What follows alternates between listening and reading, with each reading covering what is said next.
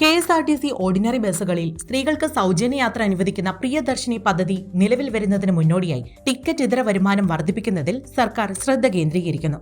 June 15-ന് Thiruvananthapuram Thampanoor bus ടെർമിനലിൽ വെച്ച് മുഖ്യമന്ത്രി VD സതീശൻ പദ്ധതിയുടെ ഔദ്യോഗിക ഉദ്ഘാടനം നിർവഹിക്കും. പ്രതിമാസം 60 കോടിയിലധികം രൂപയും പ്രതിവർഷം 800 കോടിയോളം രൂപയും അധിക ബാധ്യത വരുത്തുന്ന ഈ പദ്ധതിയുടെ മുഴുവൻ ചെലവുകളും സംസ്ഥാന സർക്കാർ ഗ്രാന്റായി KSRTCക്ക് നൽകുമെന്നും ഇതിന്റെ ഭാരം കോർപ്പറേഷന് മേൽ വരില്ലെന്നും ഗതാഗത മന്ത്രി CP ജോൺ വ്യക്തമാക്കി. പദ്ധതിയിലൂടെയുണ്ടാകുന്ന സാമ്പത്തിക ആഘാതം കൃത്യമായി വിലയിരുത്തുന്നതിനായി സ്ത്രീകൾക്ക് സീറോ ഫെയർ ടിക്കറ്റുകൾ വിതരണം ചെയ്യും. തുടക്കത്തിൽ സാമ്പത്തിക നഷ്ടമായി തോന്നാമെങ്കിലും സാധാരണക്കാരായ സ്ത്രീകളുടെ യഥാർത്ഥ വരുമാനത്തിൽ 15 മുതൽ 25% വരെ വർധനവുണ്ടാകാൻ ഈ സാമൂഹ്യക്ഷേമ പദ്ധതിക്ക് സാധിക്കുമെന്ന് മന്ത്രി പറഞ്ഞു.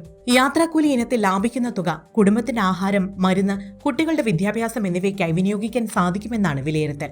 ഈ പദ്ധതി വിജയകരമായി മുന്നോട്ട് കൊണ്ടുപോകുന്നതിനായി പരസ്യങ്ങൾ വർദ്ധിപ്പിക്കുക, കൊറിയർ ലോജിസ്റ്റിക് സർവീസുകൾ കൂടുതൽ വിപുലപ്പെടുത്തുക തുടങ്ങിയ നൂതന മാർഗങ്ങളിലൂടെ KSRTCയുടെ ടിക്കറ്റ് ഇതര വരുമാനം ഉയർത്താനാണ് സർക്കാർ ഇപ്പോൾ പ്രധാനമായും ലക്ഷ്യമിടുന്നത്.